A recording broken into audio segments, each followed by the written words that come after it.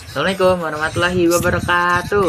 Hai semuanya, nama saya Andra Lesmana dari kelas 11 IPS 1. Kali ini kita akan membahas tentang biografi dan peran Dr. Sutomo dalam memperjuangkan kemerdekaan Republik Indonesia. Kita akan menuju pembahasannya. Sutomo, bernama asli Subroto. Ia lahir di Desa Ngapeh, Jawa Timur pada tanggal 30 Juli 1988. Dr. Sutomo pernah mengambil pendidikan di Stovia, yaitu sebuah sekolah pendidikan dokter Hindia. Selain itu, semasa sekolahnya, Dr. Sutomo sering sekali berinteraksi dan bertukar pikiran dengan teman-teman lainnya. Berdasarkan informasi biografi Budi Utomo dalam kunjungan Dr. Wahidin Sudirohusodo ke sekolah Stovia, di mana beliau juga sempat menyampaikan sebuah pidato. Pidato yang disampaikan pada saat itu berfokus pada peningkatan minat para pemuda dan juga untuk memajukan dunia pendidikan sebagai salah satu cara untuk membebaskan pikiran para anak bangsa dari para belenggu penjajahan. Untuk itu, salah satu usulan beliau adalah membentuk sebuah studi fund atau dana untuk beasiswa. Jadi, hal seperti ini memicu Dr. Sutomo untuk mendirikan atau membangun Budi Utomo yang sekarang kita peringati setiap tanggal 20 Mei. Pada 20 Mei 1908, para pelajar Stovia mendirikan organisasi modern pertama, yakni Budi Utomo, dan Dr. Sutomo pun diangkat menjadi ketuanya. Dan akhirnya Dr. Sutomo pun lulus dari Stovia pada tahun 1911. Dr. Sutomo mendapatkan tugas sebagai dokter. Ia bertugas di daerah Malang,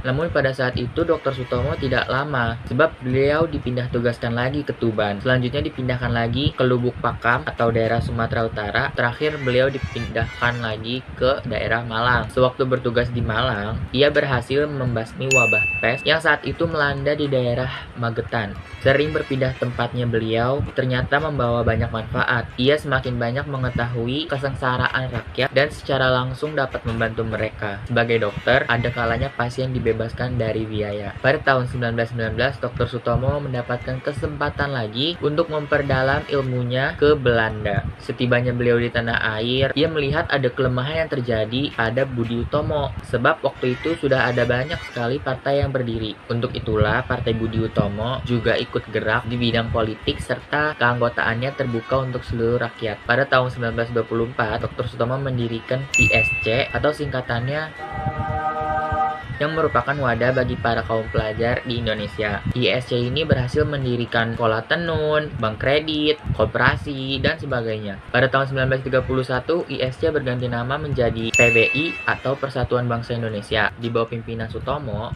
PBI ini berkembang secara pesat. Sementara itu, tekanan-tekanan dari Belanda terhadap pergerakan nasional semakin keras. Oleh karena itu, pada 1935, Budi Utomo dan PBI ini bersatu dan mengganti nama mereka dengan nama Parindra. Dr. Sutomo diangkat menjadi ketua. Parindra berjuang untuk mencapai Indonesia yang merdeka. Selain bergerak di bidang politik dan kedokteran, Parindra bergerak pula di bidang kewartawanan dan memimpin berbagai surat kabar. Menurut biografi Budi Utomo, Dr. Sutomo juga sangat berperan aktif di bidang jurnalistik atau kewartawanan. Dan pada saat itu, Dr. Sutomo sempat memimpin berbagai surat kabar. Selain itu, di mana kesibukan dan juga perjuangannya untuk merebut kemerdekaan Indonesia membuat kesehatannya semakin menurun dan melemah. Dr. Sutomo menghembuskan nafas terakhirnya pada tanggal 30 Mei 1938 di Surabaya, Jawa Timur pada umur 49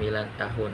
Dan berdasarkan Surat Keputusan Presiden Republik Indonesia, Dr. Sutomo sebagai pendiri Budi Utomo diangkat sebagai salah satu pahlawan kemerdekaan nasional dan menghormati jasa-jasanya yang telah dilakukan Dr. Sutomo untuk memperjuangkan kemerdekaan Republik Indonesia. Jadi sekian teman-teman peran Dr. Sutomo dalam memperjuangkan kemerdekaan Indonesia. Dan iya, Dr. Sutomo merupakan salah satu pahlawan kemerdekaan nasional yang kita peringati sebagai Hari Kebangkitan Nasional, tepatnya setiap tanggal 20 Mei.